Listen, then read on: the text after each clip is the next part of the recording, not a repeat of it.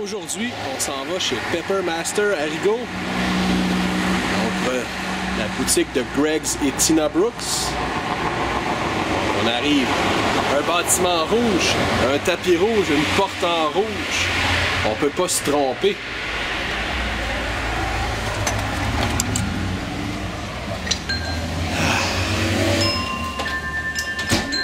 Donc, on sait où est-ce qu'on est.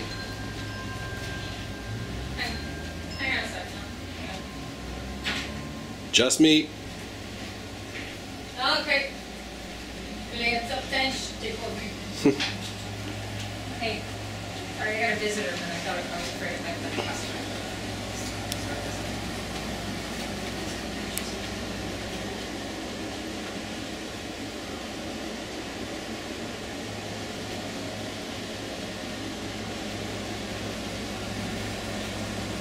Oh, lovely.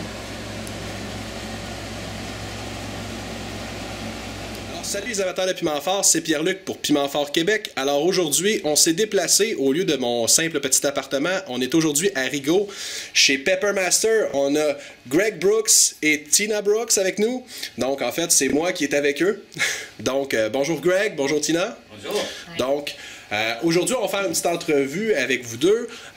Pour les auditeurs et ceux qui nous regardent en ce moment, donc Greg parle majoritairement anglais et comprend un peu le français. Donc l'entrevue va se faire en franglais, comme on dirait en bon québécois, c'est-à-dire que des petits bouts, on va parler en anglais, des petits bouts, on va parler en français, mais au bout de la ligne, ce que Greg n'est pas confortable à dire, Tina va le dire dans ses mots par la suite. Donc, soyez pas inquiets, vous allez voir, ça va bien se passer. Vous allez apprendre beaucoup aujourd'hui sur Greg et Tina et sur Pepper Master. Donc, on y va avec ma première question, que Tina va pouvoir ensuite traduire. Oh, yeah. Greg, bien que tu sois québécois, ton enfance s'est passée à l'extérieur du Canada et a été très différente de celle de la majorité des jeunes Québécois. Raconte-nous un peu ton enfance et le quotidien de tes journées. Oh, c'est complètement différent aux Bahamas. Je ne sais pas où.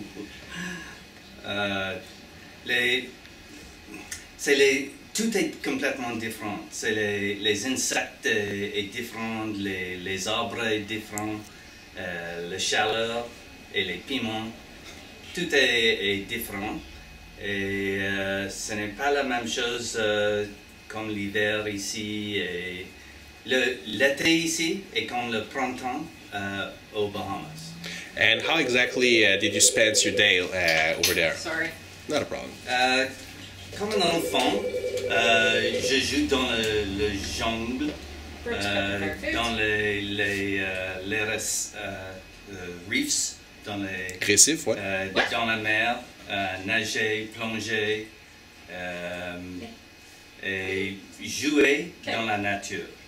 Okay. Okay, but So, like, I know that you had fun with going to the forest, sees the insects, the fish, the fishing. You sell hot peppers and pineapple and everything. Like, do people get around?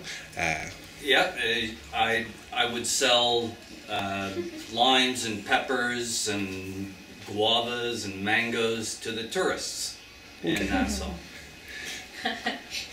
Ce qu'il raconte pas, c'est que tous ces fruits-là dont tu parlais, qu'ils vendaient aux touristes, ils volaient des jardins des voisinages. Donc, le voisin avait des fruits qui poussaient dans son arbre. Greg allait prendre les fruits et allait les vendre aux touristes. Bon, Oui, mais de son part, il savait pas qu'il volait. Ok, par exemple, gratuit. mais c'était L'arbre était là, ma main était là. plein des fruits. C'est ça. Yeah. On va en profiter. Tu sais. Yeah. Maintenant qu'on connaît un peu plus ton enfance, pourrais-tu nous dire d'où vient ta passion pour les piments forts? Tu aurais pu vivre aux Bahamas, devenir un amateur d'autres choses, exemple de collectionneur de poissons ou autre. Pourquoi les piments forts? D'où que provient le petit déclic, là? Qu'est-ce que ça fait, les piments forts, chez toi? C'était un repas.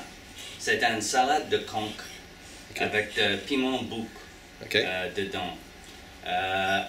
Avant ça, je ne mange pas les piments, pas du tout. Et Tes volets, c'est tout. oui. et toutes les choses aux Bahamas me blessaient. le soleil, les insectes, les arbres dans des Urticaire. Ah, ok. Ouais. Itching. C'est ça. Yeah. Et après manger le salade de conque avec piment bouc, un petit mouche vient et je grimpe comme ça. And I caught it. Je l'avais attrapé. C'est la première fois aux Bahamas que je gagne. Et après ça, je mange les piments forts chaque jour. Et maintenant, c'est la sauce ouragan.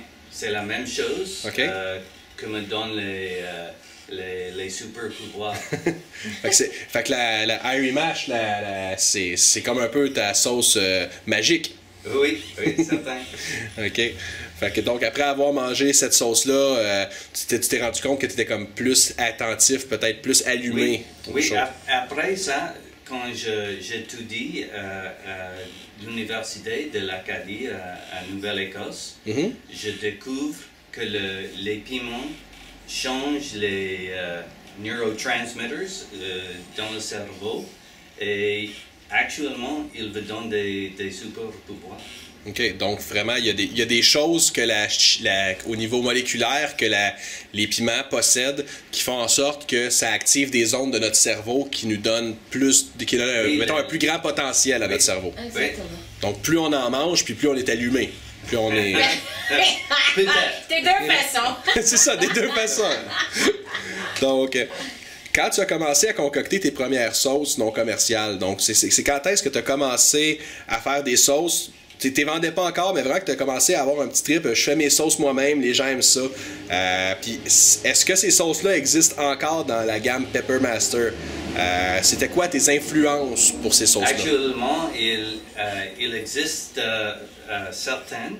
Et encore, je mange chaque jour. C'est la sauce ouragan ou Hurricane Mash. OK. C'est mon préféré et c'est encore fort. T'es encore fort. Donc, c'est avec celle-là que tu as commencé à faire tes sauces. C'était pas mal tes premières tentatives, c'était celle-là au départ. Donc, that was almost your first sauce when you were ouais. So you started with that one. Exact. Quand il avait 8 ans, c'était qu'un seul piment qui s'appelle le piment bouc qui pousse aux Bahamas. Différence, c'est que ce piment-là, ça ne pousse pas partout et on a de misère à le faire sortir du Bahamas. Alors, Greg a trouvé ça il y a longtemps et pour créer cette sauce, le saveur actuel, il a fait un mélange de 2 piments, dont l'habanero orange et ce qu'on appelle le piment de champ, la plupart du monde Field pepper comme Scotch bonnet et un field pepper. Et ces 2 piments ensemble fait en sorte de représenter le saveur, vrai saveur d'un piment bouc. Donc, c'est ça. Donc, les sauces qu'on goûte qui sont de Pepper Master, qui disent piment bouc, c'est un peu un crossbreed, un croisement génétique? Non. S'ils disent piment bouc, c'est actuellement le piment bouc qu'on fait pousser en Haïti, où on a à peu près les mêmes sols, les mêmes températures, tout ça, tout ce qu'il faut pour créer le piment, le bon saveur caraïbe de ce piment-là. On l'a de Haïti, sauf que ce piment-là, même saveur, c'est beaucoup plus rouge que celui de Bahamas, qui est plus orange. Seule différence. Mais si ça dit piment bouc, c'est un vrai piment bouc. Puis donc, on peut dire que tes influences pour tes sauces au départ, ça a été les Bahamas, vraiment. Oui, et j'adore manger. Et manger. Manger des choses exotiques. Avec parce que tous les fruits, les poissons, les épices viennent direct de nature. Et maintenant, quand je pense de quelque chose foncé, c'est avec toutes les saveurs originales. Et j'essaie de répliquer ça dans tous mes produits. Donc, tu essaies de rappeler, quand tu crées une sauce, ce qu'on pourrait résumer, c'est que quand tu crées une sauce, tu essaies de t'inspirer d'une région ou de quelque chose de typique, puis que pour que les gens, quand ils goûtent à ton produit, puissent avoir une espèce de a taste of that place. Oui, oui. Un morceau de... Quand je fais la sauce General Tao Szechuan, c'est une chose actuelle qui existe dans les autres pays. Mais il y a aussi des autres produits qui viennent dans le pays, dans ma tête. OK. Et, tu connais un peu la région puis les trucs typiques de cette région-là, les saveurs typiques de tel endroit. Donc, exact. Ouais. C'est bien. Donc, comme tu l'as dit aussi tantôt, puis pour ceux qui l'ont pas compris ou qui le savaient pas, donc tu as déjà habité ailleurs qu'au Québec puis aux Bahamas. Tu as aussi habité à Calgary, tu as habité, je crois, puis tu as habité à Nova Scotia, Nouvelle-Écosse, où est-ce que tu as été cuisinier, de ce que je crois, de ce que je sais. J'imagine que ça t'a aidé à développer ta passion de travailler dans la nourriture comme cuisinier. Mais avant, je parle les Bahamas. J'ai déjà commencé avec expérimentation avec des saveurs différentes. Et avant j'arrive à l'université, j'ai déjà cuisiné pour ma famille pour 3 années, 4 années. Ce qu'il veut dire, c'est que quand, dans son enfance, après qu'il a commencé à apprendre à cuisiner, il trouvait qu'il était meilleur cuisinier que sa mère, vraiment. Puis il avait pris contrôle de la cuisine à sa mère. Elle a été travailleuse comme enseignante à l'époque et c'était facile pour lui de rentrer, prendre contrôle de quoi manger. Puis, étant donné qu'il est excellent cuisinier, on lui a laissé. Et c'est vraiment là, les deux se mariaient ensemble et c'est là où commençait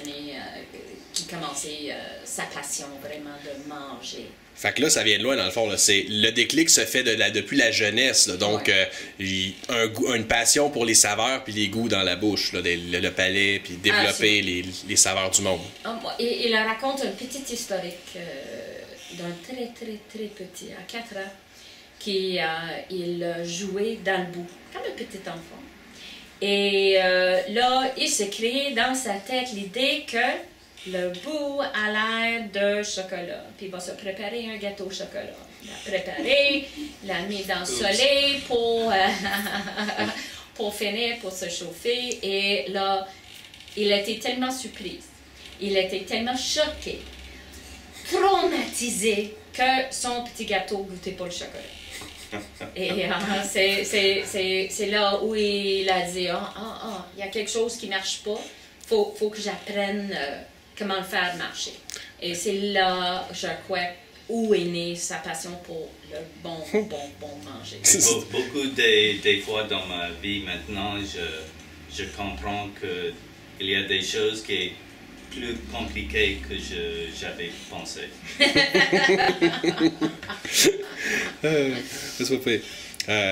Finalement, en quelle année est-ce que vous avez fondé Pepper Master ou la Brooks Pepper Fire Company? 2004. 2004. Mais avant ça, j'ai une compagnie à Nouvelle-Écosse, Constant Creation Gourmet Cuisine. C'est une compagnie qui manufacture des sauces pour le dessert. Sauce à framboise, à l'érable, des choses comme ça. Est-ce que ça existe encore, cette compagnie-là? Non. Peut-être dans la sauce à la framboise, avec Grand Marnier, avec piment maintenant. Mais avant, il n'y a pas de... Mais tu as ramené un peu ton minding de cette compagnie-là. Tu l'as apporté un peu avec Pepper Master. Exact. Par exemple, la sauce incendiaire. Il l'avait à l'époque et elle n'était pas tout si fort qu'il est aujourd'hui. Et à ce temps-là, ça s'appelait Fusion Fire from Within. Oui. Alors, c'était quelque chose. Mais la sauce ouragan, c'est là où il avait toujours. Puis l'antidote, qui est notre fameuse remplaçant de feu, dirais. Ce petit pot-là, il avait sur le marché comme son dessert à l'érable pendant 10 ans. Okay. Avant qu'il a remarqué comment ça marchait à enlever le feu. Et quand on a commencé Pepper Master, ça s'est vite devenu un de nos grandes vedettes à cause de ça. Parce que ça goûte bon, je l'ai déjà goûté. Ah oui, ça en plus. Ça rappelle un peu le sucre à la crème. Il gagne le prix pour le meilleur produit pour dessert au Canada. 35 années passées par le Specialty Food Association of Canada. Fait que ça a déjà gagné des prix, cette chose-là. Le meilleur truc à dessert au Canada. Là. OK. Mais tu sais, ça, comme je disais tantôt aussi, on dit Pepper Master, mais en fait, c'est la Brooks Pepper Fire Food. Oui, c'est la compagnie légale. C'est ça. Le Pepper Master, c'est le branding. C'est la marque de commerce déposée. C'est le brand, mon brand privé. OK. Mon marque privée. Et c'est mon passion. Mais ce n'est pas le seul source d'argent pour la compagnie Brooks Pepper Fire Foods. C'est ça. On va en parler d'ailleurs dans la prochaine question. Est-ce que vous êtes les seuls actionnaires de la compagnie? Est-ce que la compagnie, c'est Greg et Tina? Oui, complètement. Bon, actuellement, c'est Greg, moi je suis bénévole. OK? Juste pour être clair, là. Donc, merci. Mais nous attendons d'une minute à l'autre un investisseur qui va nous aider, mais il n'est pas... ça s'en vient. Ça s'en vient. Un de ces jours. Un scoop bientôt. Oui. Donc, puis je crois que pour ceux et celles qui connaissent un peu Pepper Master, on s'en doute, vous le savez déjà ou vous en doutez, votre compagnie est très axée sur le commerce équitable, fair trade, comme on dit en anglais, et biologique ou organic en anglais. Donc, pour ceux qui sont moins familiers avec les termes fair trade puis organic ou commerce équitable est-ce que vous pourriez nous expliquer que signifie marché équitable ou fair trade puis biologique? C'est quoi ça? Avant de répondre, parce qu'elle elle connaît beaucoup comme moi dans cette région, mais c'est parce que les gens, les individuels est très important et le produit est le meilleur. Les choses biologiques et des produits faits à la main, des gens directs et meilleurs pour la planète et pour nous. Après vous. No idea. What I just said? Résume. Dans tes mots je vais résumer un peu. Là, il parle Greg, il trouve que les produits bio ont un meilleur goût, tout simplement. Il n'y a pas plus que ça. Pour moi, le bio, le équitable a un beaucoup plus grand rapport dans ma vie et comme ça, c'est devenu... Pour lui, c'est le goût. Pour moi, c'est beaucoup plus que ça. Moi, je suis autiste. J'ai été diagnostiquée avec un Asperger's, le syndrome... Asperger. Et donc, on a remarqué que moi, je suis comme un canari dans une mine. C'est toujours le premier à noter quand il y a quelque chose qui ne va pas dans l'air, dans l'eau, dans tout ça. S'il y a quelque chose qui va faire tomber malade à quelqu'un, c'est moi qui va l'attraper en première. Fait que toi aussi, tu as des super pouvoirs. Oh, des grands. Non, mais qu'est-ce qui est intéressant, en étant autiste, on n'est pas tous de même. Et il faut savoir que tous les autistes sont différents. Moi, je parle que de moi. Il y en a certains qui vont dupliquer mes petits problèmes d'un manger, mais d'autres qui n'ont aucun problème. Moi, quand je rentre dans une épicerie, puis on voit les piles de tous ces beaux fruits et légumes frais, de tous nos, même si ce sont locaux, si ce sont conventionnels, conventionnels. Là, on parle de ne pas être bio ou tout naturel. Ils utilisent des chimiques, des Monsanto, tout ça. Si ce sont arrosés avec tous ces chimiques-là, plus que j'en mange, plus que je tombe malade. Okay? Alors, moins que je mange de produits conventionnels, moins je suis malade, ça va mieux pour moi, je me débrouille mieux dans ma vie. Alors, pour moi, c'est important. Pour ce qui est de Pepper Master, la marque est actuellement notre ligne de présentoir pour la compagnie Brooks Pepper Fire. Et pour présenter notre compagnie dans le meilleur espace, il faut absolument que tous les ingrédients, quoi que ce soit, soient le meilleur qu'on est capable de trouver à n'importe quel moment. Donc, si on pense que le meilleur vanille au monde est haïtien et ça vient de Haut-Stockman, parce que c'est là les gagnantes continuelles du meilleur vanille au monde, c'est celui-là qu'on va choisir, même si c'est conventionnel. Mais si par exemple je tombe avec un fermier équitable, et ça veut dire que ça c'est un monsieur qui est payé absolument un gain de vie, comment est-ce qu'on dit ça? Un gain-pain. Living wage, ouais. OK? Là, on parle de, si j'engage un employé, je lui paye 12 $ l'heure débutant, même si minimum wage est vraiment 10,75. OK? On pense au niveau de vivre à quelqu'un. Améliorer la qualité de vie de quelqu'un. Absolument. Alors, qu'est-ce qui est arrivé, c'est que nous avons commencé à regarder de près tous nos ingrédients parce que en agrandissant, on ne peut pas aller à l'épicerie acheter un palais de mangue. Ça n'arrive pas. Si on va au marché central où les restos et tous les autres petits compétiteurs vont acheter leur stock, on va voir exactement les mêmes produits qui sont là et on est poigné à disponibilité de qu'est-ce qui nous amène.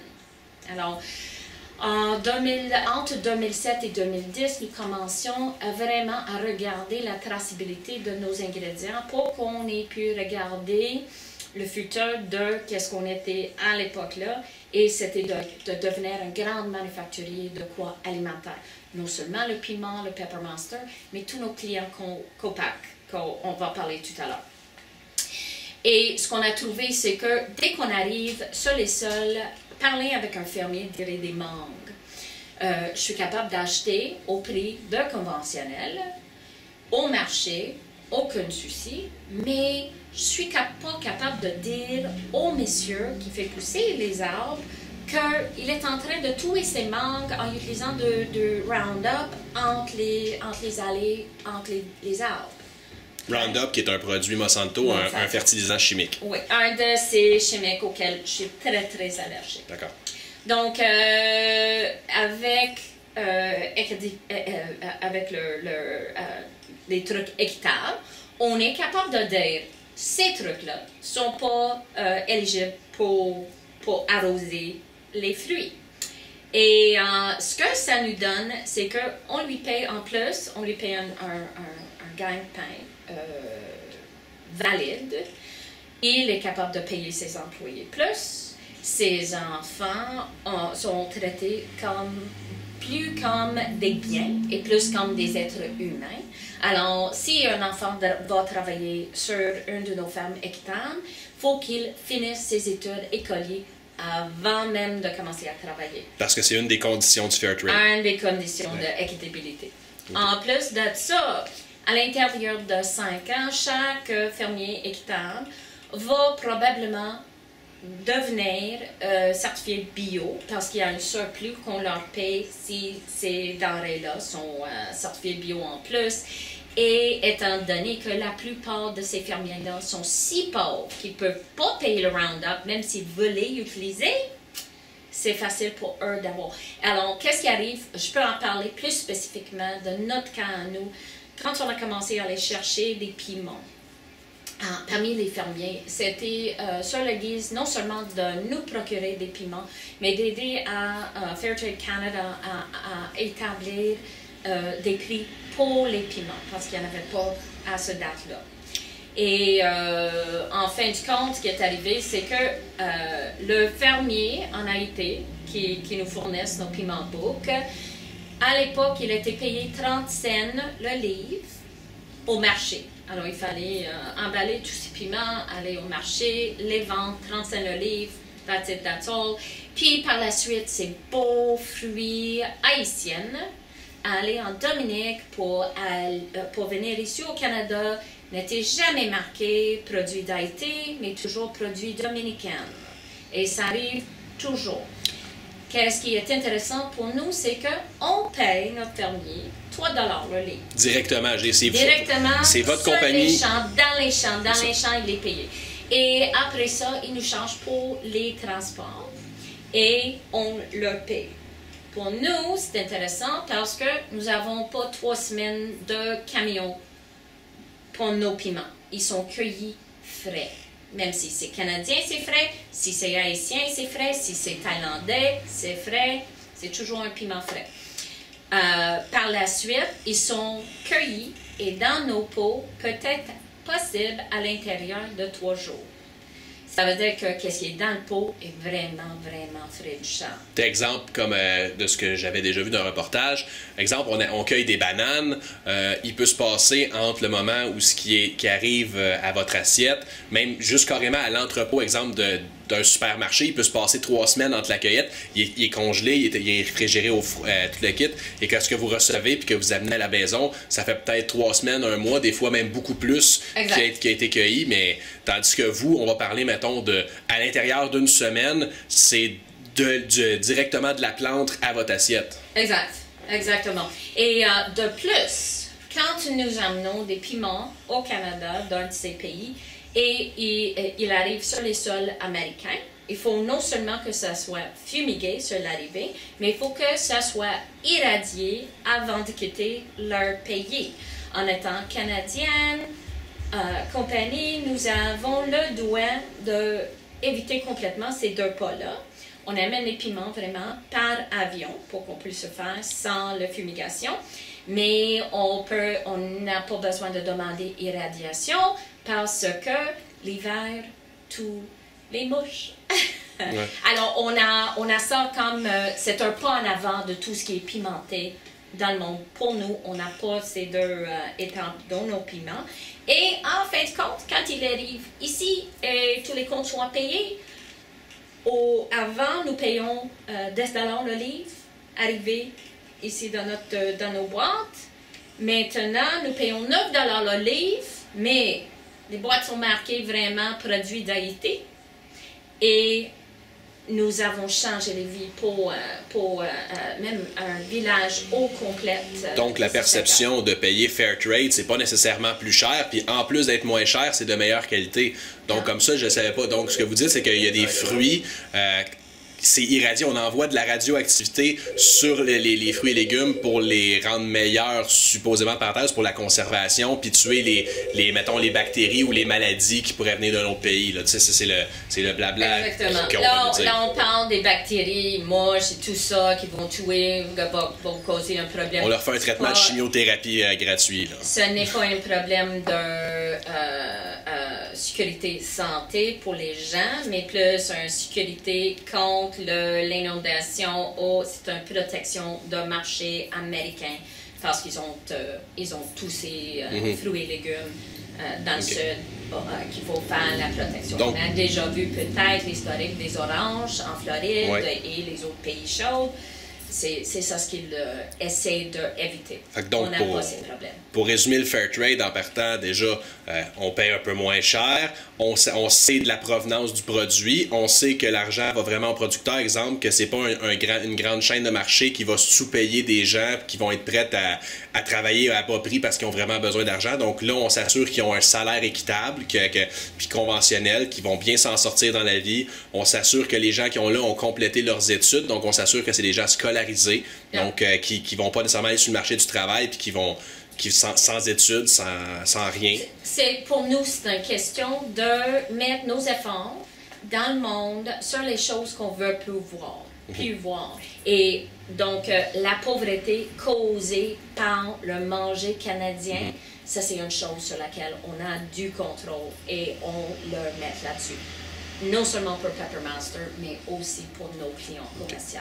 Puis donc, pour Greg, c'est comme on avait dit aussi, c'est un peu la question de goût pour le niveau sans OGM puis l'organique, bon, de manger biologique, c'est pour le goût, mais en même temps, pour toi, Tina, c'est aussi une question de santé, une question de bien se nourrir, de pas être malade, puis c'est une question de pas avaler n'importe quoi, de savoir ce que je mange. Donc, puis en même temps, ben, de faire bénéficier tout le monde, parce que les gens mangent bien, puis ont une bonne saveur. Exact. Dans le fond.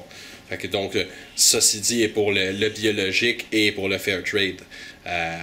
Justement, maintenant, comme je vous ai tous les deux réunis, racontez-moi donc un peu votre histoire, dans le fond. Comment vous êtes rencontrés? Comment vos chemins se sont croisés, vous, toi et Greg? Bon. Êtes-vous mariés? Yes, on est mariés. Oh, quelle historique. C'était 2001. C'était l'été avant le 9-1-1. Alors, c'est septembre 2001. Le 11 septembre 2001, une date qu'on connaît tous. Moi, j'étais dans les... je suis devenue veuve en février de cette année-là. Greg a été sur un chemin de se trouver à cause du brisement de son deuxième mariage. Et on avait l'opportunité tous les deux de travailler pour un monsieur à la Chine. Moi, j'ai été courtier financière à ce moment. Greg il travaillait comme chef cuisinier. Et le monsieur avec qui nous dealions ensemble avait une magazine et il voulait parler de qu'est-ce qu'on allait faire pour ce magazine-là l'année qui venait. Et il nous a invités tous les deux, venir souper, parler de ce projet. Et c'était justement... on allait très très bien ensemble. Je parlais à Greg de ma petite maison à Rigaud que je venais tout juste d'acheter, puis j'avais beaucoup de travaux à faire. Et il s'est pris l'idée de venir voir, m'aider. Je l'ai invité à souper avec mes enfants et moi pour en parler, comment ils peuvent m'aider, et je lui payerai ses mains d'œuvre. Et Greg the Builder. Oh non, c'était une trahison. Il me volait, tout simplement. Et c'était, c'était réciprocal. Je peux pas dire réciproque. autrement. Et réciproque, c'est ça. C'est la fun, hein? Puis, ça a commencé lentement. Mais c'était janvier ou février. La suite, il m'a demandé de se marier. Et je lui ai dit, je peux-tu répondre demain? Je ne voulais pas donner une réponse tout de suite parce que je me suis après le décès de mon premier mari. J'avais 2 petits-enfants, puis j'avais pas l'intention de me marier à personne. Jamais pu encore, là, ça c'est assez. Et il m'a complètement bouleversée. Et le lendemain, je lui ai dit, OK, on va se marier. Puis, c'est une grande romance, vraiment. Tu avais des enfants, je crois? Pas ensemble. Greg est venu avec 4. Moi, j'avais mes 2 de mon premier mari. Ils vont très bien ensemble. On ne peut pas dire que ce ne sont pas 6 enfants de même parenté. Mais chaque père d'enfants ont un père de parents différents. C'est bien fun, intéressant. Et c'est monsieur-là qui est le seul filet de connexion, je dirais. Est-ce qu'ils mangent épicé, eux? La plupart, même son fils Rudy, est devenir un de nos clients commerciaux. Okay. Et il a sa marque Rudy's Hot Sauce qui se vend à l'entour de Nouvelle-Écosse, Moncton, Île-de-Prince-Édouard, dans ces alentours-là. Et il s'en occupe de notre part lors du Nova Scotia Designer Crafts Council, qui est notre grand organisme des artisans en Nouvelle-Écosse. Okay. Greg est membre depuis possiblement avant que je suis née, là. Mais là. quoi d'autre?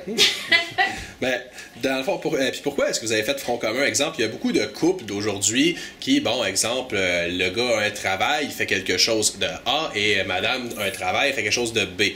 Donc, pourquoi est-ce d'où est-ce que ça vient que vous deux vous travaillez ensemble? Est-ce que Tina a un intérêt pour la sauce, vraiment, ou? Comme j'ai dit tout à l'heure, j'ai été courtier financière à l'époque. Et je suis, on peut me dire paresseuse, par exemple, parce que j'aime pas ça trop travailler, mais j'aime ça travailler fort, j'aime ça travailler smart. Okay? Puis à l'époque, j'ai été en position de l'aider dans ses démarches de travail. Et après plusieurs mois, j'ai trouvé que j'aimais beaucoup mieux le monde de sauce piquante. C'était beaucoup plus le fun. Et c'était lors de la foire de Lac-Brome, dont on est très, très bien connu parmi les Québécoises. On avait notre premier kiosque. Et il y avait un de mes collègue de travail qui est venu, je lui ai parlé, on a débuté tous les deux dans notre domaine en même temps, là il y avait 15 ans, et elle m'a parlé de sa carrière, où est-ce qu'elle est rendue, tout ça, elle était fantastique pour elle, elle était en bonne place, elle est une des plus grandes vendeuses de sa compagnie aujourd'hui, bla bla bla. Elle est partie, j'ai été complètement déçue que j'avais toujours senti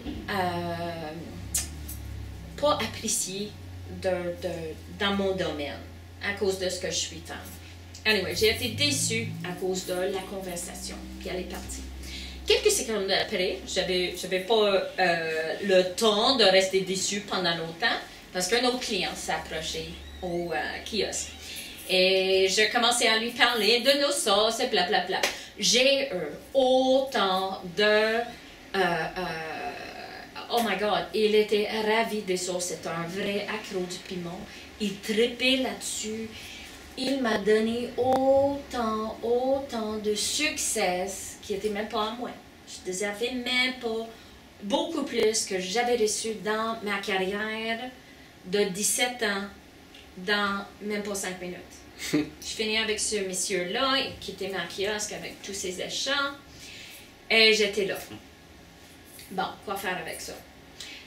Le lendemain matin, après avoir processé toutes ces infos, toutes mes pensées, comment je sens, comment je file là-dedans, j'ai venu à Greg, j'ai dit, je vais vendre mon livre. Fini, je ne veux plus être conseilleuse financière et je vais venir, je vais mettre mes efforts sur ta compagnie. Bienvenue au monde de piment fort. Et depuis, ça ce temps-là, je suis bénévole. Mais l'important, c'est que ça se passe bien. Ça roule, hein? Oui. Mes comptes sont payés. Et comme disent Tom Petty et The Heartbreakers, si on veut avoir du succès dans la vie, il faut se trouver quelque chose qu'on aime et faire ça pour que les comptes soient payés. Ça, c'est du succès. Alors, on est grand succès. Fait que le succès, c'est de faire ce qu'on aime puis de réussir à payer ses comptes avec ça. Oui, oui. Non, c'est quand même une belle philosophie. Merci, Tom Petty. Donc, vous avez passé plusieurs fois dans les médias dans les dernières années, voire même les derniers mois, même il y a quelques jours d'ailleurs. Vous avez aussi, je crois, passé dans une revue annuelle telle que le Food in Canada Magazine, qui est un magazine anglophone, en 2008, en tant que l'une des 10 meilleures entreprises innovantes dans le domaine de l'alimentation. Qu'est-ce qui est novateur chez Peppermaster? Qu'est-ce qui fait partie de ces 10 prestigieuses compagnies-là? La question. Il y a beaucoup de raisons. Mais premièrement, je pense que ce n'est pas une innovation, c'est une rétroversion.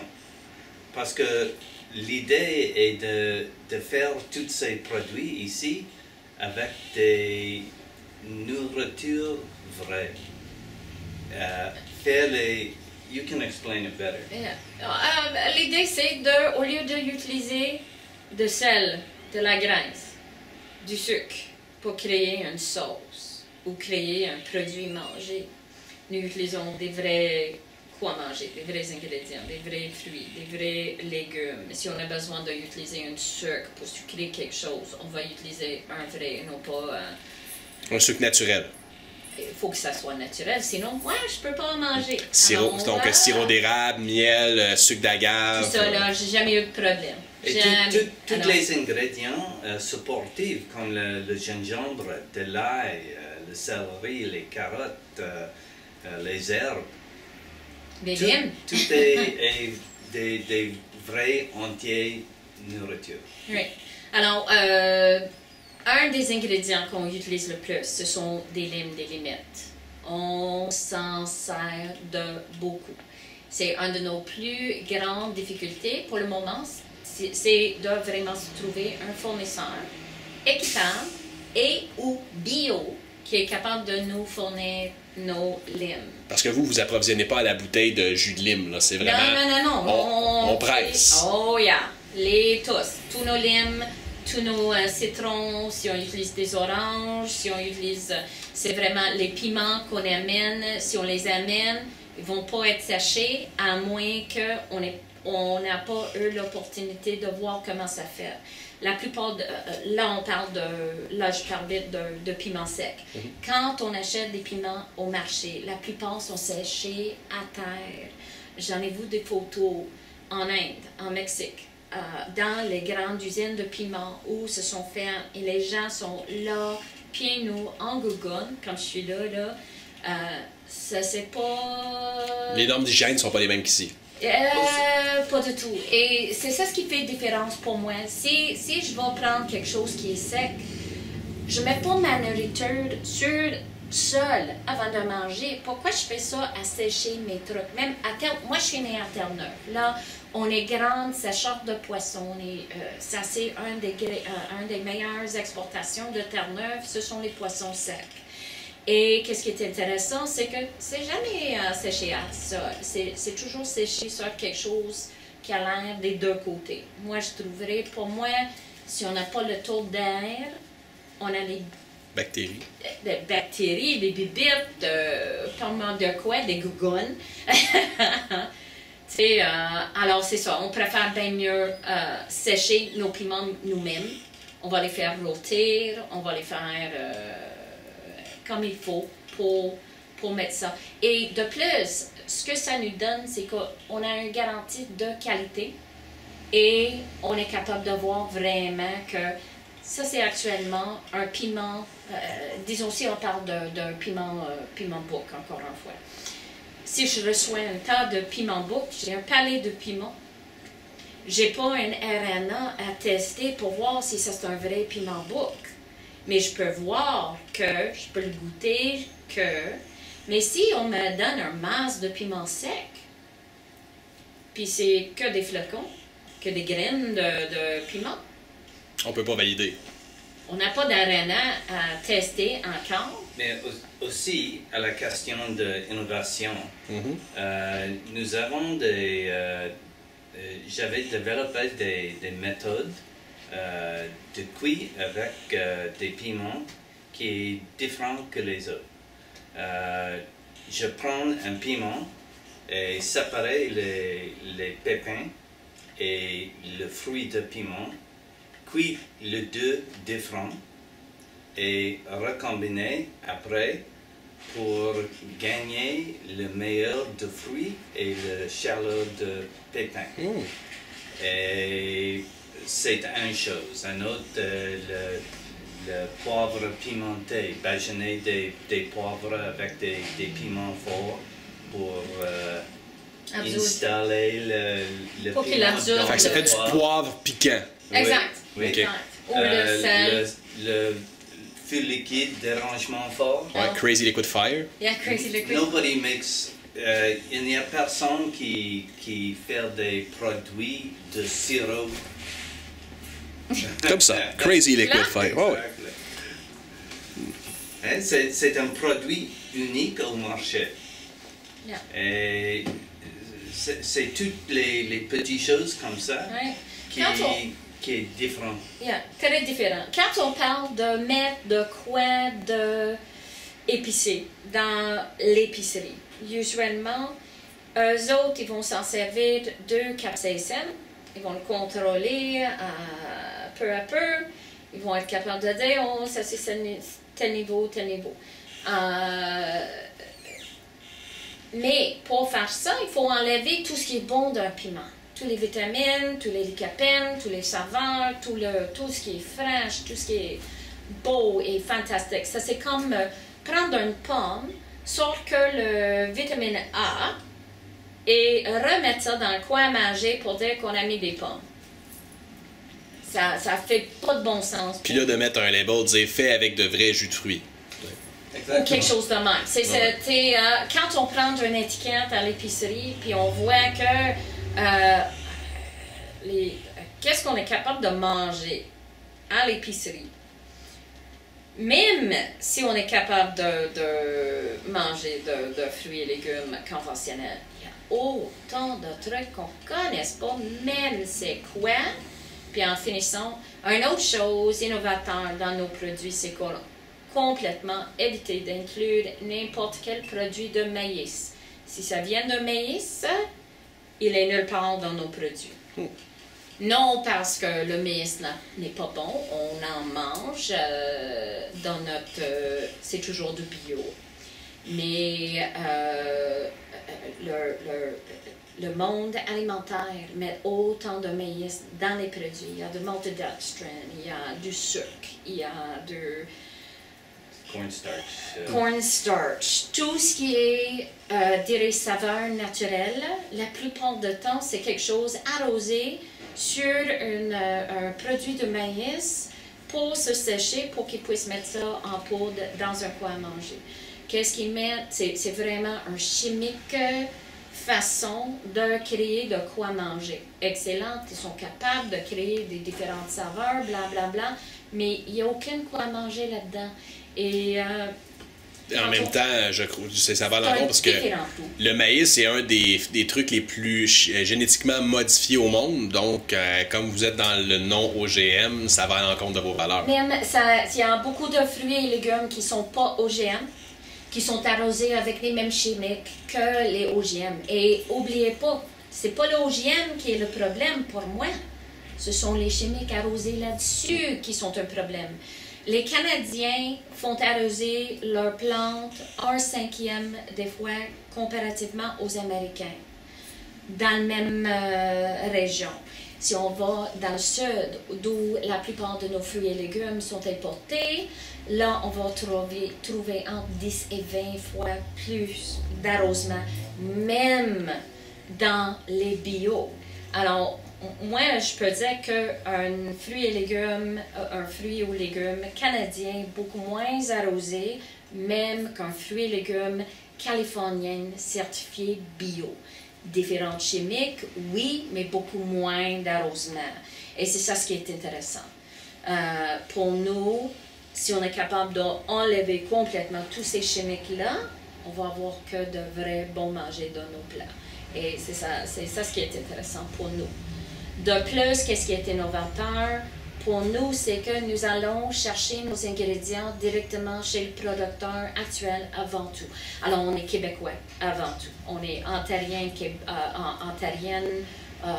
Nouveau-Brunswick, New York, Pennsylvanie, après, plus loin, après, mais c'est toujours directement, avec un œil directement sur le producteur actuel, toujours chez le fermier, toujours payant un prix équitable pour le fermier. Si c'est un fermier canadien, si c'est un fermier mexicain, on va lui payer le même prix en fin de compte. Ou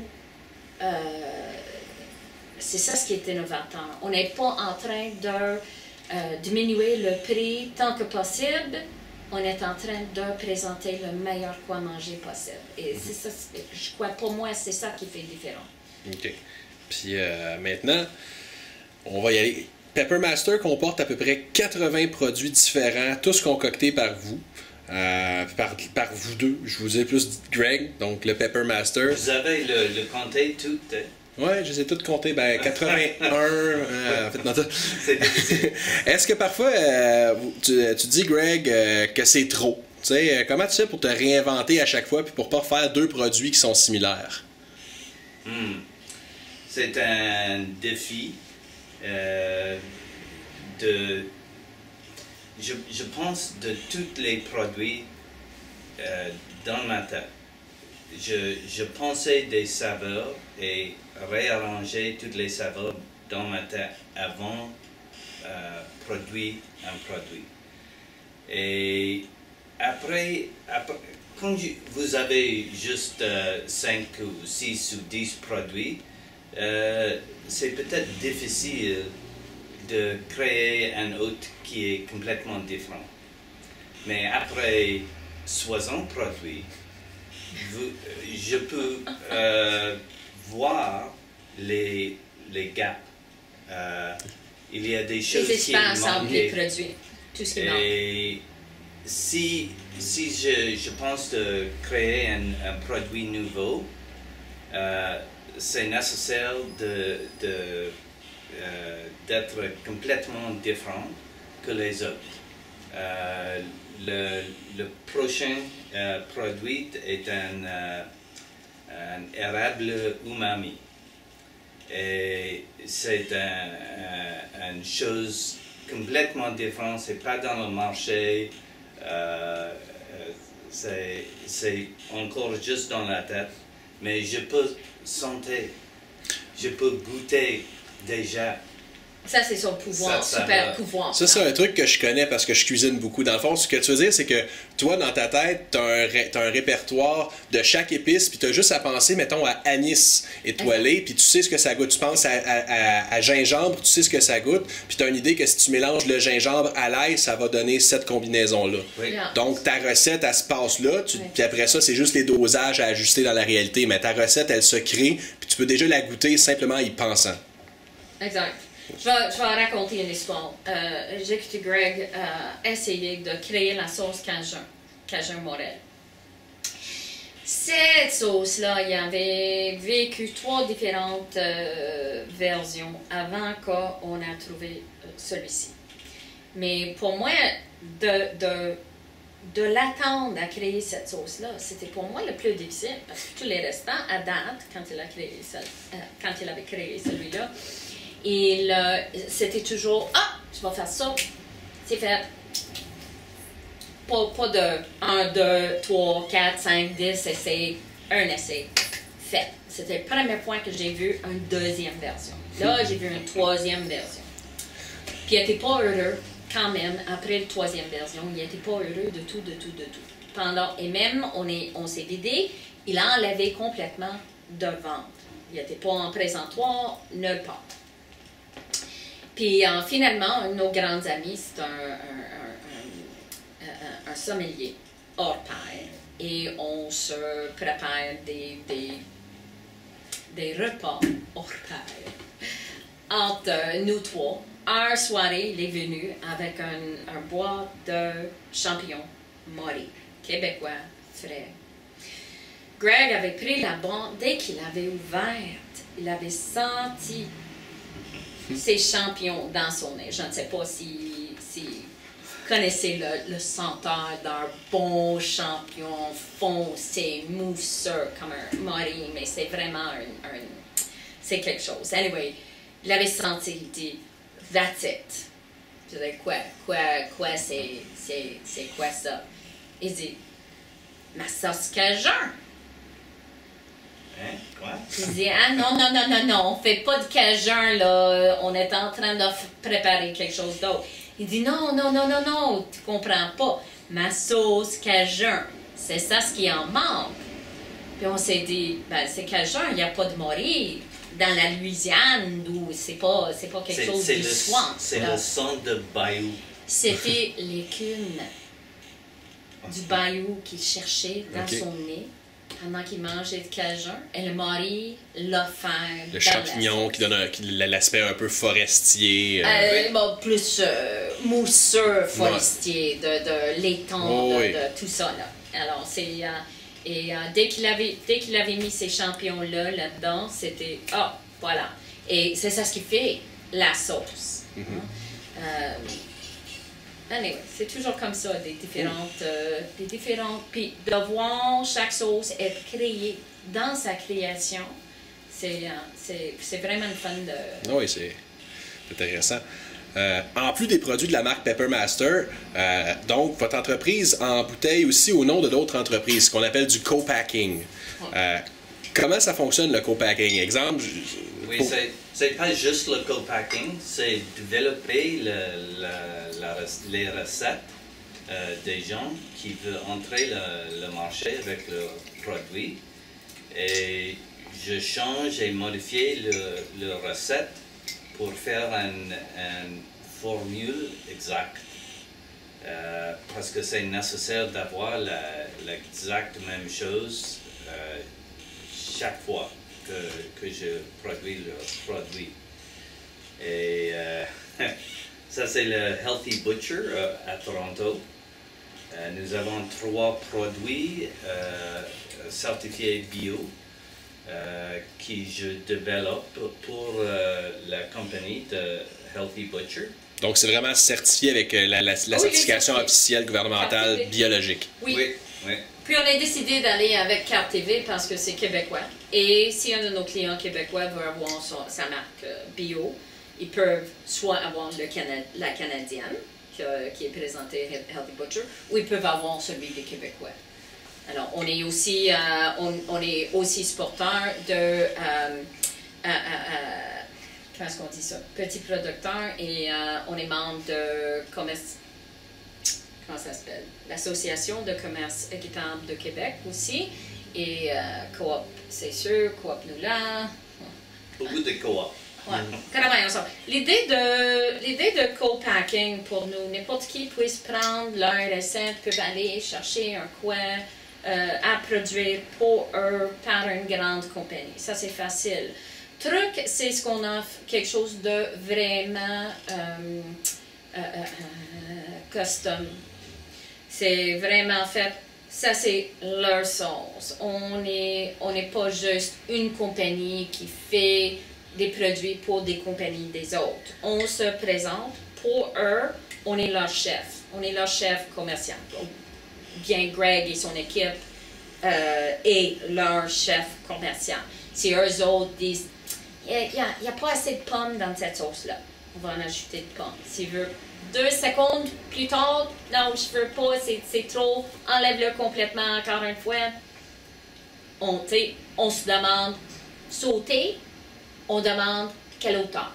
Hein? Ça, c'est leur job. Comme dans le co-packing, usuellement, on se donne les recettes, eux autres, ils vont dire, bon, voilà, c'est nous autres qui vont choisir les recettes, les ingrédients, et voilà votre produit fini. Et ce qu'on a vu à date, c'est intéressant comme résultat.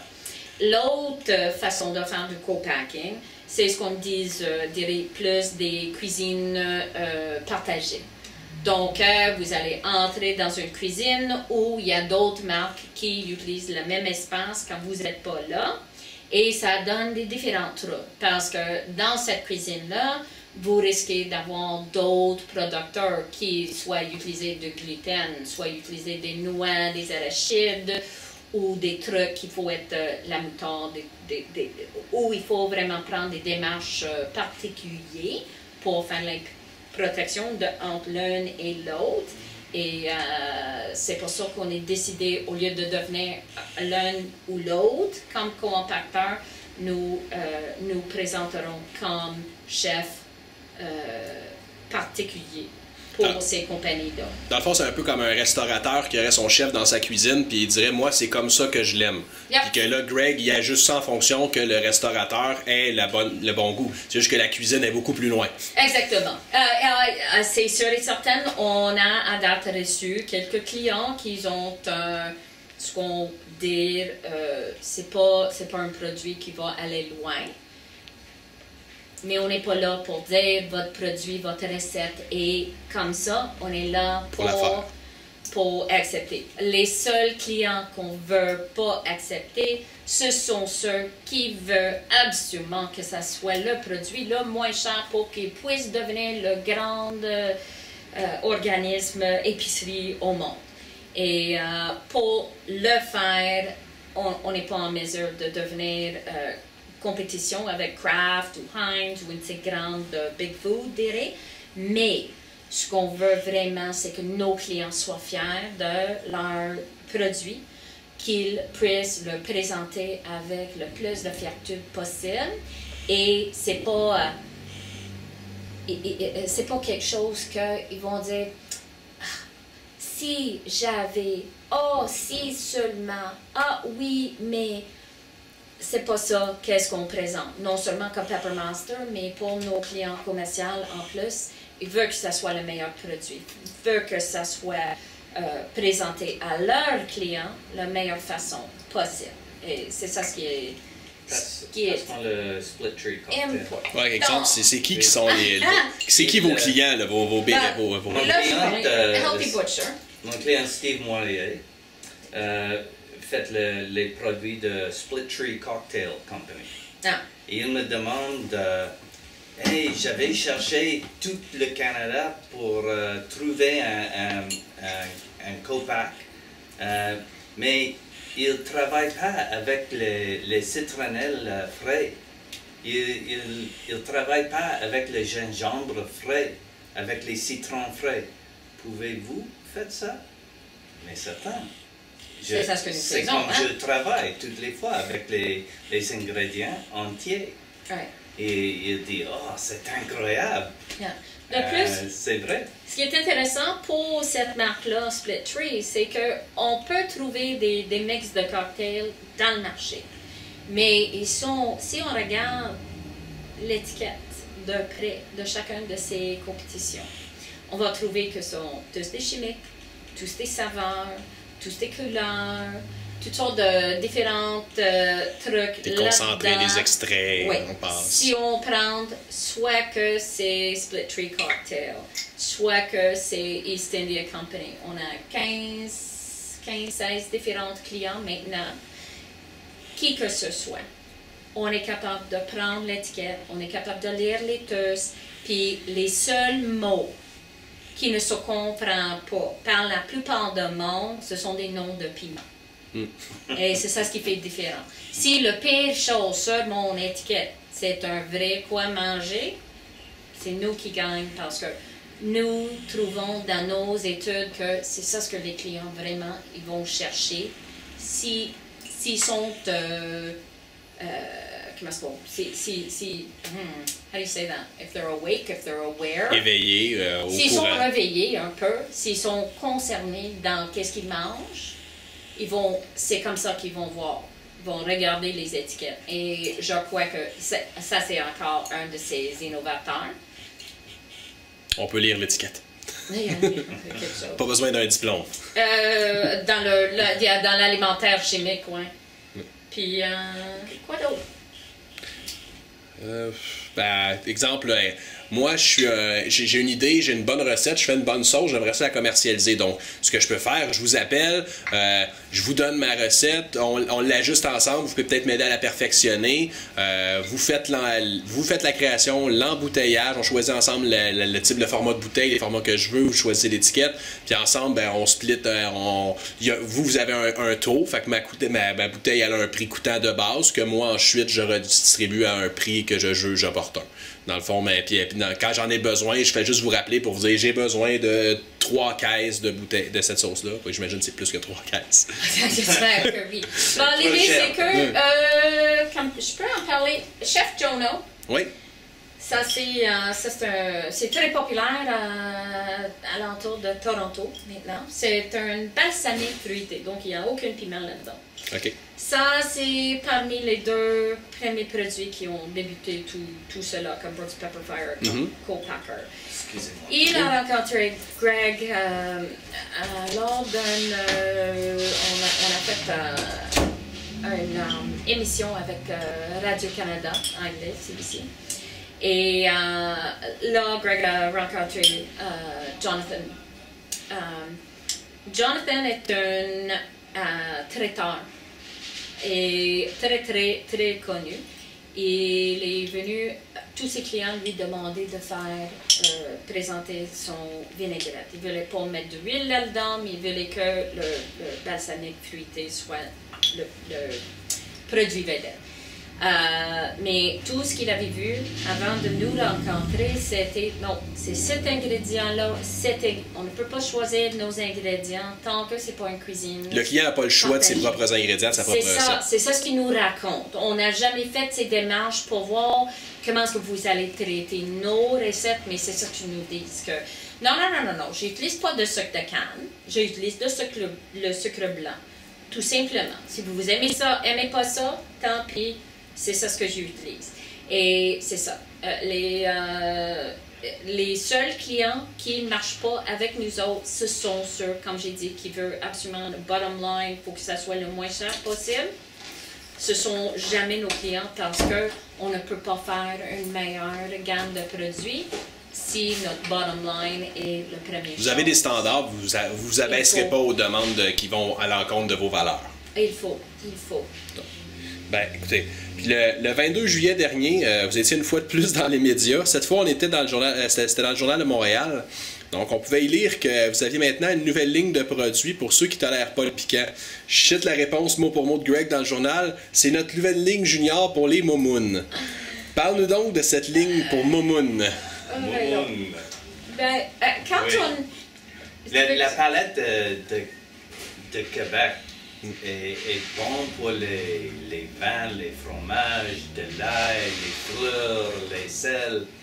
Des huiles. Mais les piments est très récent. Récent.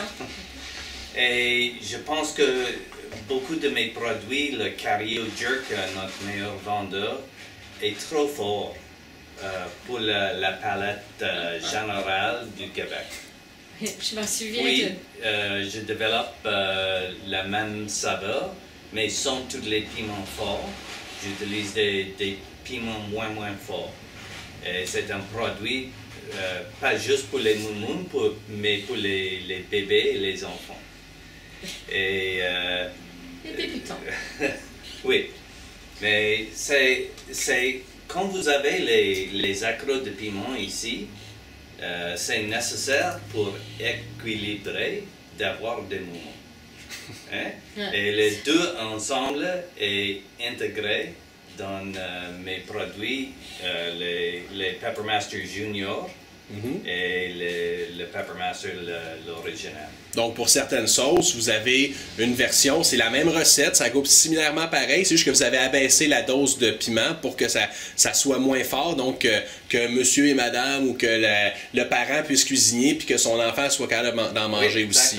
Yeah. Oui. Ce qui est intéressant, c'est que si on est capable de prendre le feu d'une sauce, donc comme on parlait de Cario Jerk, ça c'est un œuf. Alors c'est réellement, tout d'un coup, dans la bouche, c'est fort. Mais le côté jaune, pour les momones, n'est pas fort. Mais il est épicé quand même. Alors, qu'est-ce qui est intéressant, c'est que pour quelqu'un qui est dans les fonds, il est capable de manger le fond, on est capable de augmenter ces sauces momones au feu de la forte en ajoutant de la sauce ouragan, tout simplement. Puis dans le fond, quand on parle de différence, exemple, on a tous les deux le même produit. On a la version Momoun et on a la version originale ici. Donc, c'est le même produit, mais avec une étiquette plus jaune pour avertir que ça, c'est la version moins forte et celle-là plus épicée. Exact. On a une troisième étiquette qui est importante et ça, c'est comme un ivoire. C'est une étiquette blanc dont l'antidote est une. Oui. Voilà, l'antidote. Et l'étiquette blanc représente tous les produits qui n'ont aucun poivre ni piment. OK. Okay? À part de ça, nous allons penser que tous nos clients commerciaux sont épicés, qui n'est pas vrai. Il y en a, comme Healthy Butcher n'est pas fort en tout. East India Company, sa sauce à beurre est disponible dans deux niveaux de force. Donc, un n'est pas épicé par tout et l'autre est légèrement épicé. Chef Jono puis Split Tree n'ont aucun piment nulle part. Donc, vous ne faites pas seulement que dans le piquant, vous faites aussi du co-packing dans les produits simplement goûteux ou des produits du co-packing tout simplement, des recettes pour Exactement. Mais c'est toujours la recette, les saveurs riches. Yeah. Hein? Les piments pousse les saveurs riches et ils sont meilleurs avec le piment pour moi et pour vous. Mais les autres produits que je fabrique aussi est très fort, mais dans les saveurs, pas dans les piments. Donc, c'est pas nécessairement la force, mais en piquant, en brûlant, mais ça peut être aussi la force dans le goût. Donc, un goût riche, un goût franc, un goût vraiment, exemple, on goûte un produit à la framboise, ça goûte la framboise. Ça sent pas le sirop de framboise choix du président. Là, non, exactement. Donc, c'est ça. Donc maintenant, pour la suite de l'entrevue, j'ai une proposition à vous faire. J'appelle ça un hot quiz. Un quiz pimenté. On va faire une petite pause. On va se trouver un de vos produits qui est relativement piquant et on va en prendre une certaine dose pour essayer de faire une entrevue pendant que ça fait mal dans la bouche. Donc quelque chose de très piquant. Je sais pas qu'est-ce que vous avez. On va regarder ça. Le plus piquant? I'm not eating that. You don't eat that? No. Oh. Out of game. Well, no, Le produit junior. I'm gonna let Greg eat the hot stuff because I'm having one of those days. So. Le plus fort que je fabrique maintenant est le Carolina Reaper. Oui. Et il vient direct à moi de Ed Curry. Le créateur de cette variété de piment-là. Oui. Et il me donne les piments frais. Donc, c'est pas un broyé, vous, c'est vraiment du Reaper entier que vous avez. Oui. Mais nous avons concassé au jus vous faites un match. Comme les autres concassés. Et c'est extrêmement fort. On va essayer ça. Je l'ai déjà essayé. Je sais à quoi m'attendre. Je vous reviens dans un instant. Donc, ce qu'on a présentement ici, donc c'est une cuillerée de Carolina Reaper, un mash, une purée. Donc, c'est vraiment le piment Carolina Reaper, le piment le plus fort au monde présentement, de Ed Curry, qui a été transformé par Pepper Master, donc par Greg, en produit liquide. Donc, c'est un mash, un concassé. C'est pas une dilution, c'est vraiment le piment brut. Donc, moi, je vais prendre cette quantité-là, à peu près. Donc, une cuillère. Il est dérangé. Ben oui, mais je prends ton... C'est à cause de toi. Donc, cheers. Donc, Greg, on y va pour le quiz après. Tellement fruité. Oui, hein? La première chose. La première. Okay. C'est ça l'intéressant. La première chose, c'est fruité. Après, c'est ouch. Ouch. C'est fort. I don't know if I could do that on a good day.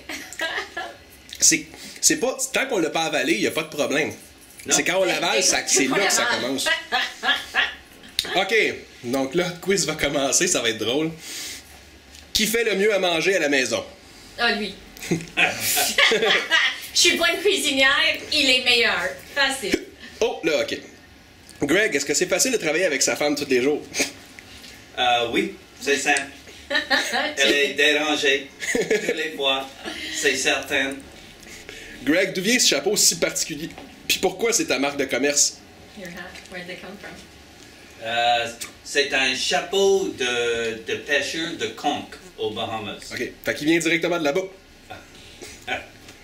Ouh, t'es chaud. Donc, Tina, donne-moi un défaut de Greg. Un défaut? Oh! Il est... un défaut. C'est pas vraiment un défaut. Quand on pense qu'on est la meilleure personne pour la job et qu'on veut pas laisser quelqu'un d'autre faire le job, on est contrôleur, right? Ça, c'est un défait si les autres sont meilleurs pour le job. Mais Greg est contrôleur, mais pas parce que les autres sont capables de faire mieux que lui, mais parce qu'il sait qu'il est meilleur de faire. Alors, ça, c'est son défaut. Mais c'était une question de... Un petit peu perfectionniste puis un petit peu contrôlant. Donc, est-ce qu'à la maison, vous utilisez autre chose que des produits Pepper Master? What's the question? Do you use something else than Pepper Master in your fridge, like for cooking? Have Heinz ketchup, French mustard. Not that much? Oh, Fleischmann's mayonnaise. Yep, mayonnaise. La mayonnaise. C'est un vrai mayonnaise. Mais c'est parce que vous ne faites pas encore votre mayonnaise. Ben, c'est parce qu'on n'a pas... Mais hier on est soir, tellement j'avais occupés. fabriqué mon mayonnaise moi-même. Tu fais ta mayonnaise maison quand tu peux. Non, encore là. Ça dépend du repas et combien de temps Ben tu oui. es pour le moment. Mais usuellement, tu as un mayonnaise. Pourquoi Rigaud? Oh, ça c'est un grand... Parce que quand mon mari est décédé, je cherchais un petit endroit loin de la ville pour coconner avec mes enfants et améliorer, se mettre en santé mentale, tout ça, guérir. Et j'ai acheté ma maison ici. Et on vivait ici. Quand on a rencontré mon mari, notre maison s'est mise à feu et cet édifice-là était vide et en vente. On vivait dans un hôtel. Alors, au lieu de quitter Rigaud pour aller quelque part ailleurs, on a acheté cet édifice. Tout simplement. Tout simplement. Circonstances. Quel est, chacun de vous à son tour, quelle est votre sauce favorite de Pepper Master? La sauce ouragan. OK. Moi, c'est le curry au jack. OK, Carrie Roger. Quel est votre le piment préféré au goût? Oh, Tina? moi, c'est le jalapeno. Rouge. Faut que ça soit rouge. Ok. Si c'est pas mûr, c'est vert. Et ils sont pas supposés d'être mangés Vert. sans être mûrs. Moi, c'est le piment bouc, goat pepper from the Bahamas. Ah ben oui. Yeah. Donc, le piquant ou le goût en premier? Le goût. C'est le goût. OK. Toujours le goût. La question drôle. Avez-vous des problèmes aux toilettes le lendemain d'un abus de vos sauces? Jamais. Moi, je vais raconter encore une fois, je suis autiste. On va plus en parler, OK? Okay. Certains considèrent les piments forts comme une drogue. Partagez-vous leur avis? Facilement. Est-ce que d'abord vous vous considérez comme un producteur de drogue? Oh oui, et il dit absolument rien au gouvernement, sinon ils vont nous taxer. Ben oui. Gardez la sacrette. Si vous deviez faire un autre job que de produire des sauces avec Pepper Master, qu'est-ce que vous feriez dans la vie? Ça c'est facile. Moi je suis cartomancière professionnelle. Lire les cartes de tarot. Je lis mes cartes de tarot. Et si vous voulez une tire-carte, contactez-moi. C'est très Moi, bonne. peut-être un pêcheur de ponge. Comment ça fait ça? Spearfisher. C'est la pêche au harpon. Ouais, c'est ça. Exact. Ok. Mais c'est un harpon hawaïen et non Ouais. pas... Ouais, avec un bâton puis un pic au bout. Là. Yeah. En dehors des piments et des sauces, quelles sont vos passions, vos hobbies? C'est passion. Qu'est-ce que tu aimes faire en dehors de faire des piments puis de la bouffe? What's the question? What do you do outside of this? Is there a life? For having outside fun, of this? like. Rien. C'est tout. Eating pepper? Manger. Non, voyager, peut-être. Mais Oui. c'est longtemps. Mais sinon, c'est vraiment une passion Vraiment, profonde. nous travaillons fort dans la compagnie. C'est très facile à faire tout le temps des rires parce que c'est beaucoup de fun. Mais quand on ne travaille pas, on est usuellement en train de faire quelque chose autour de la compagnie pour le bâtir. Donc, OK, c'est parfait. Donc, ça, c'était pour la question, les quiz. Maintenant, on va essayer un petit segment. Est-ce qu'on pourrait essayer des produits? On pourrait faire des petites dégustations à caméra. Vous pourrez parler des produits que vous avez, là, autant au niveau des saveurs que des goûts étranges, que piquant. Piquant, ça vient d'être fait. Yeah. Donc, Oui. oui. Donc, écoutez, on vous revient dans quelques instants. On va faire des petits essais de sauce. À tout de suite. Donc, bonjour. Rebonjour. Bonjour. Donc, on va maintenant essayer les produits à Greg, donc les produits de la ligne Pepper Master. Donc, Greg, qu'est-ce que tu as pour nous en ce moment? Bon, nous avons 7 produits au niveau de chaleur. Le moins fort est ici. Nous commençons ici. Ça, c'est un sauce framboise au Grand Marnier. OK. Avec un peu de piment. Grand Marnier et framboise. Attends. Shaker. Shaker. Voilà. Ah, c'est ça. Ça sent très bon déjà, là. Donc, on y va. Cheers. Yes, Grand Marnier, il faut cheers. C'est comme les framboises dans le champ. Oui, moi honnêtement, ça fait penser aussi un peu à quand j'étais jeune puis je prenais de la slush. Tu sais, vraiment, là, il y a un bon goût là, de sirop. Puis tu me racontais quelque chose de particulier par rapport au sirop tantôt, comme quoi que pour faire... C'est pas un sirop industriel. C'est vraiment une réduction de vrais fruits pour en amener à faire un sirop.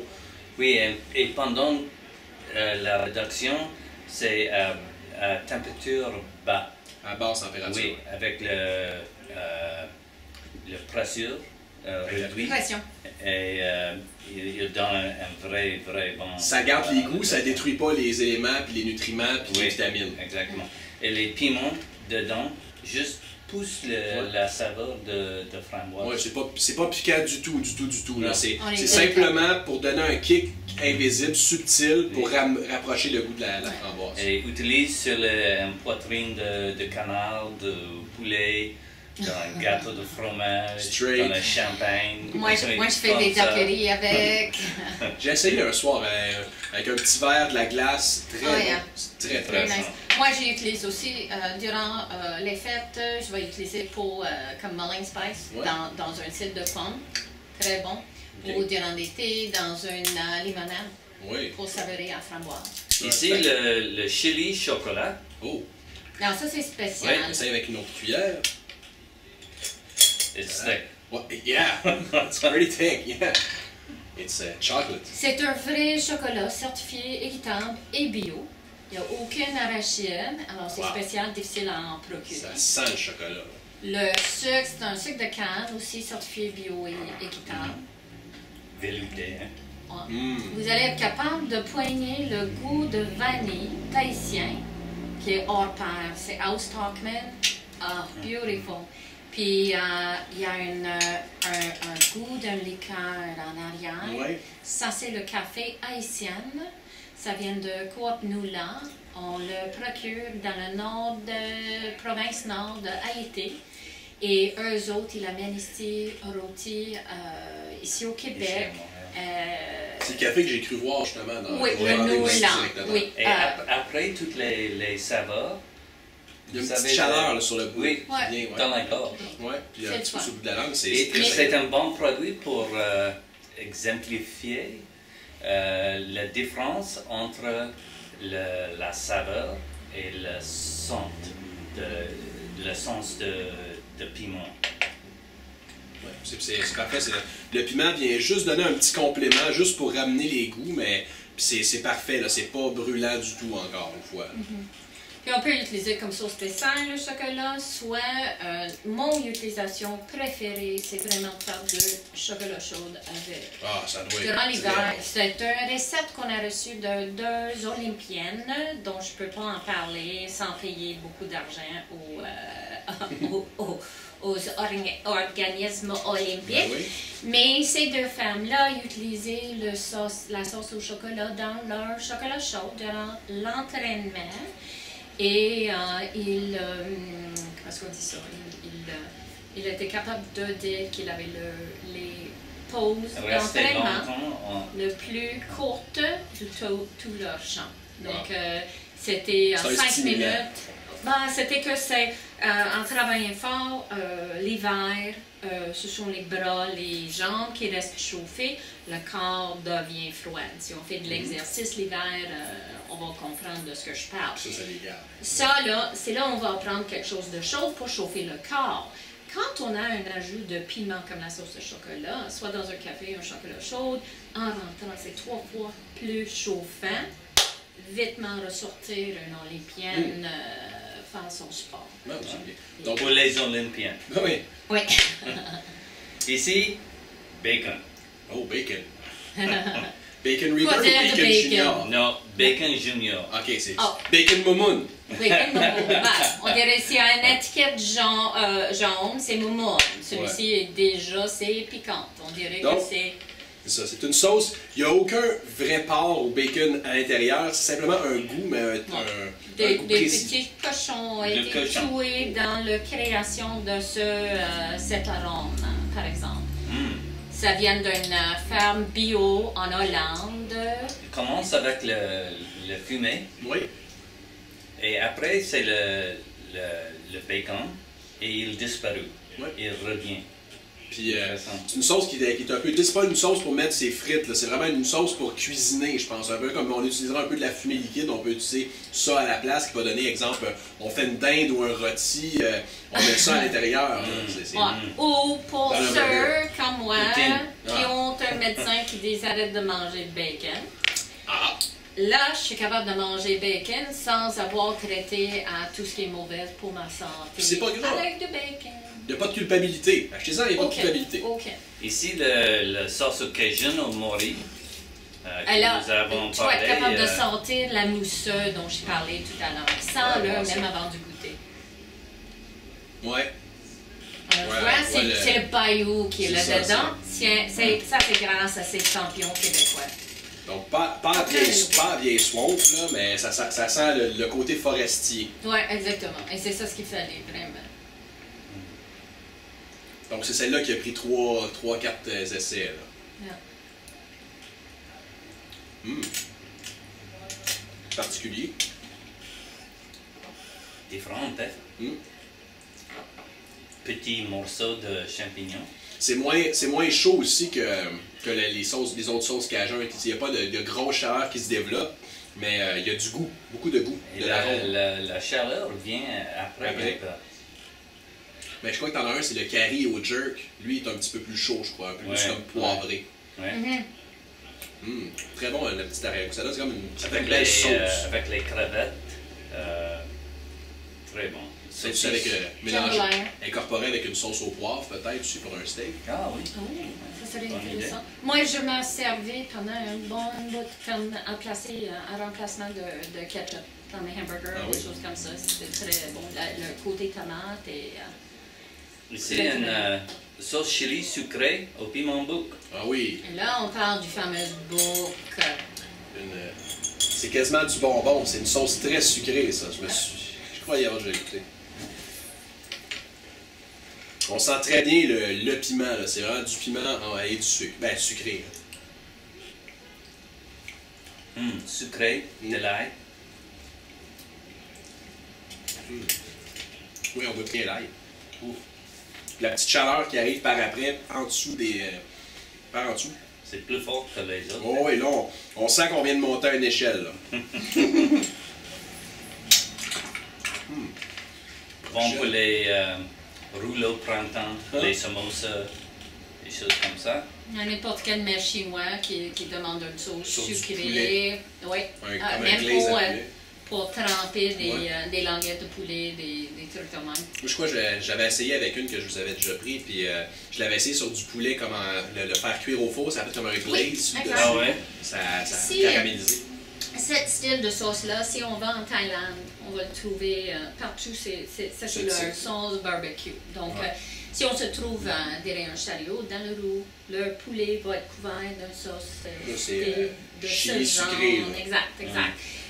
C'est ça. Seule différence entre ça et qu'est-ce qu'on trouve commercial, c'est vraiment la qualité de sucre qui est là-dedans, la qualité des ingrédients. Mais celui-ci est fait qu'il n'y a il n'y a que le saveur du piment, le saveur de l'ail et le sucre, le sel qui se présente. Il n'y a rien d'autre là-dedans pour changer. Celle-là, c'est quoi, Greg? C'est vraiment spécial. C'est un gelé. Oui. Piment scorpion. Oh. Donc, deuxième piment le plus fort au monde, je crois. Ça s'est fait avec le Trinidad Scorpion. C'est vraiment un C'est vraiment un jello, là. Donc, on le voit ici, ça garde sa forme. Puis, nous utilisons un pectine et non pas un produit de gélatine. Aucun produit animal. Sauf le bacon. Bacon compte pas. Bon. Il passe l'autre. Non. On monte un peu plus. All there. No, but you need 2 more. You have another sauce? Yep. Where's the basket? It's in my office. Where? Donc, comme on disait, c'est fait avec de la pectine de fruits.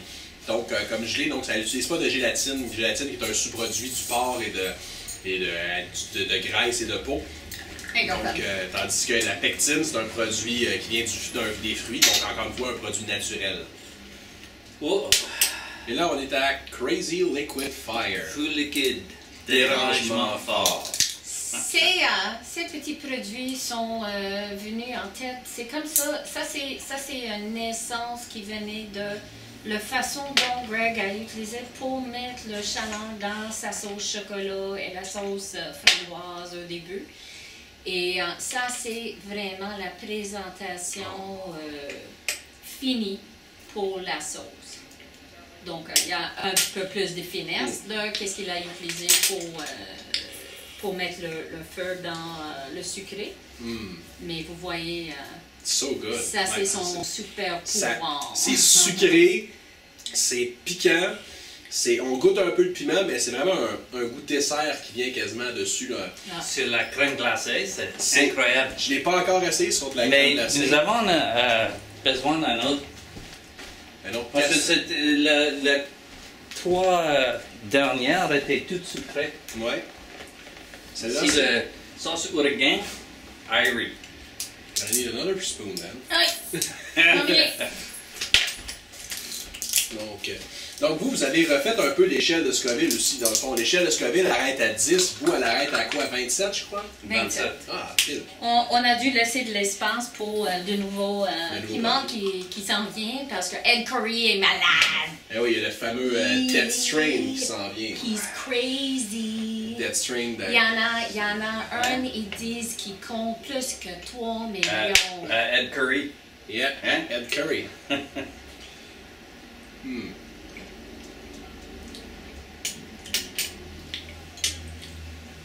Chose que je me demandais, pourquoi la Hurricane Irie? Irie et les piments Scotch Bonnet viennent de Jamaïque. OK. Montego Bay. C'est un mot jamaïcain. OK. Yeah. Irie. Feeling Irie, ça veut dire Everything's que tout all va right. bien, Okay. it's all right, it's Irie. Je croyais que Hurricane Irie, c'était le nom d'une tempête qui s'appelait, qui a porté le nom de Irie, comme on a eu Irene aussi, ou je pensais que ça venait du nom d'un ouragan bien précis. Donc, ça vient vraiment de Irie, qui est un truc jamaïcain pour dire all right. Non, c'est plus un truc Greg pour dire all C'est un right. truc Greg d'abord, c'est un Peppermaster thing. Quand il a commencé à nommer le premier ouragan qu'il a fait à part de l'original, c'était vraiment Hurricane Sandy. Et ça, c'est... Greg est un chasseur d'ouragans depuis tout petit. Quand on vit dans une île dans l'Atlantique et on est touché assez souvent par des ouragans, on commence à les regarder de près pour savoir quand on va vouloir nager. Et pour un jeune garçon, ça devient important. En étant envoyé en plus, c'était beaucoup plus important. Alors, depuis que je le connais, il suit ces ouragans, non seulement quand on s'est présenté dans le météo, mais de leurs graines à côté de l'Afrique ou dans le sud de Caraïbes. Et Greg va me dire des fois, assez souvent, une semaine avant le météo, que ce grain-là va devenir un grand ouragan ou un ouragan au complet, même avant que les autres sont capables. Alors, c'est cette... Fait qu'il peut voir de loin d'où va partir l'orage puis qu'est-ce qu'il va faire la semaine prochaine. Yeah. Tout le monde a leur téléphone le matin. Prendre le téléphone pour voir qui leur a envoyé des textes, des téléphones et courriels durant la nuit. Tout un Greg son météo. Première chose qu'il voit le matin, c'est son météo pour voir où est-ce qu'ils sont tous ces ouragans. Et il sort dehors et fait... Ah, mais pas. Lui, il a ses charts, il y a 3 ou 4 différentes programmations, applications qui suivent. Donc, tantôt à ma question, what's your hobby? On pourrait dire... Il chasse des ouragans. Ouais. Quand il y a des ouragans, s'il n'y a pas de... il sert un peu moins, il y en a des fois, mais ça n'a rien à voir avec les Bahamas. Oui, exactement. Alors, quand Sandy est venu, il est tombé sur un espace en Pennsylvanie où fait pousser beaucoup de piments très très connus. Red Sabina Habanero. Donc Red Sabina Habanero et l'un. Et ce fameux piment a été le premier mis dans le sauce ouragan Sandy en honneur de ce fermier-là parce que Sandy s'est arrêté au-dessus de sa ferme pendant une semaine tourné et destroyed his farm. complètement détruit pour qu'il n'ait pas pu planter l'année suivante. Chance que ce sont des Amish, parce que ce sont des grands fermiers. Peut-être quelqu'un d'autre serait pas capable de rebâtir par après, mais eux autres, là, ça s'en vient, les piments de lui, cette année encore une fois. Si tout va bien, on attend le météo toujours. Mais là, Sandy a débuté tout ça. Quand nous avons tombé avec notre fournisseur Montego Bay, encore une fois des piments équitables. Non, mais le premier batch de Ouragan Sandy, l'ouragan vient directement au-dessus de notre... Oui, il était au-dessus de notre maison. Et quand l'ouragan était là, je fais le batch de sauce concassée. Ouragan Sandy. Dans la boîte. T'as compris? L'ouragan a passé au-dessus de notre édifice. C'était vraiment quand j'ai réalisé que l'ouragan est là et j'ai les piments de la ferme qui est détruit, j'ai commencé à savait pas ce temps-là que c'était détruit. Et le nom Ouragan Sandy. So, quand on a reçu ces piments de Montego Bay, et on n'avait pas un ouragan à le nommer. Greg a dit, comment est-ce qu'on va le nommer? Je disais, ben, c'est Jamaican. Comment est-ce qu'on va? Tu disais que c'est Jamaïcain. Et là, il dit, ben, it's Irish. Anyway, c'est l'expression jamaïcaine. Ouais, c'est connu. J'ai encore un petit peu de... Oui, les muqueuses se font aller un peu plus aujourd'hui. Donc, pour la partie dégustation, c'est bon. Ça vous tenterait-tu de me montrer votre usine un peu? Comment vous faites, ça se passe en arrière? Est-ce que vous êtes à l'aise? Tu devrais de voir les grands secrets. Le kitchen. On est en pleine production, donc c'est pas placé comme il faut quand on veut faire visiter. Oui, nous pouvons voir, mais pas entrer et on peut voir de la porte. On peut faire une petite... on peut juste regarder un peu, ça a l'air de ça. Oui, exactement. Donc, pas de problème. Donc, donnez-moi un petit instant, on vous montre ça très brièvement. OK, donc on est maintenant dans l'atelier du Pepper Master. Donc, bonjour Greg. Bonjour. Donc, c'est un peu comme ça. Donc, qu'est-ce qu'on a devant nous là? OK. Ici, nous faisons les emballages sur les pots finis. Oui. Ça, c'est le Manic Mango. OK. Hein? Oh, à la mangue. Ils sont tous mis à mitaine. OK. Tout Ici, fait un produit de chutney aux mangue. Qui viennent de les racks ici. Là-bas, donc c'est avec ça qu'on l'envoie dans l'eau pour se faire oui, sceller. Exactement, comme un bain-marie. OK. Et l'équipement là est c'est un remplissage, c'est pour le remplissage. Exact. Mettez la sauce en haut, ça coule en bas, c'est simple comme ça. Oui, un remplisseur, un capper pour sceller les pots. Les caps. Alors, l'idée, c'est de ne pas avoir une grande ligne, peut-être de 500 millions de pots par année, mais d'avoir assez de place pour faire créer des jobs. On a un grand manque des employés ou des emplois dans la région. Alors, si on est capable de vous utilisez à peu près combien d'employés à peu près ici, chez Pepper Master? On est 6 à temps plein. Vous incluant vous? Incluant moi comme bénévole. Donc, vous êtes il y a 4 helpers, si on pourrait dire. 4 à temps plein. Un dans dans le bureau. Dans le bureau. OK. Et 3 dans la cuisine. OK. Puis, à part de ça, on a une banque d'employés temporaires et événements spéciaux qui travaillent pour nous. Qui sont prêtes, là. OK, on s'en va dans un événement. OK, bon, ben, toi, es-tu disponible? Des choses comme ça. Oui. OK. Puis là-bas, on a un peu la cuisine, au fond. Un peu. Oui. Yeah. Donc. Nous avons c'est le fin de jour et c'est toujours détruit. Faut et tout chaque placer matin, avant et de commence encore. Ah oui, l'enfer d'une cuisine. Oui. Exact. Et est-ce qu'on cuisine au gaz ou on cuisine à l'électricité? Les deux? Le deux. Ah oui? Oui. Oui, l'électricité, le propane et le gaz naturel. Puis ta préférence en tant que cuisinier, toi, tu préfères le gaz ou l'électricité? Ça dépend. Ça dépend du type. T'as pas une préférence, genre je ne jure que par le gaz et... L'électricité au Québec est le meilleur. Ah. Hein? C'est hydroélectrique. C'est un bon choix et c'est le moins cher au Canada. Si je fais le cuisinier l'autre côté en Ontario, ouais. C'est double le coût d'électricité. OK. Donc, au Québec, on parle surtout souvent qu'on se fait avoir avec Hydro-Québec, tout ce kit, mais c'est parce qu'on n'a pas été en Ontario encore. Exactement. On a parlé tout à l'heure de le prix de nos produits finis pour nos clients. Le bottom line, c'est pas le truc important. Mais quand on parle de ces trucs comme ça, l'électricité, le gaz naturel, soit propane. Ça rentre en ligne de compte pour que le cost, le produit du produit. Exactement. Oui. Donc, c'était la cuisine de Pepper Master. Donc, ça n'a pas besoin d'être plus gros que ça. L'important, c'est le produit et non la grandeur de l'établissement. Donc, ben, merci Greg, merci Tina. Merci. Fait que, merci beaucoup de la visite. C'était très apprécié. Je suis content d'être venu vous voir. Donc, encore une fois, c'était un autre review avec des amateurs de piment, quand même 80 produits. Alors, c'était Pierre-Luc pour Piment Fort Québec. Là-dessus, je vous souhaite une bonne fin de journée. Salut!